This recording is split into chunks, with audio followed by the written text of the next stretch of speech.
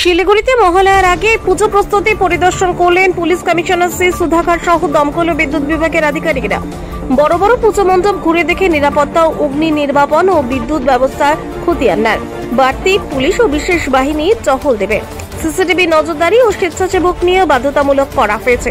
সংকীর্ণ প্রবেশ প্রস্থান পথ চওড়া করা ও রাস্তায় আলোকসজ্জার গেট না করার নির্দেশ দিয়েছেন পুলিশ কমিশনার। আমরা ওদেরকে বলবোটা বাড়ার জন্য বলবোটা, আর কিছু এমার্জেন্সি এক্সিট তো করার জন্য বলবো। আমরা এখন তো চলছে, রিভিউ চলছে। অগ্নি নির্বাপন ব্যবস্থা নিয়ে কি বলছেন? হ্যাঁ, ওটা নিয়ে আমরা আগে বললাম, ওটা পূজা বন্ধ বলে আমরা ভলান্টিয়ার্সকে আমরা ট্রেন করছি।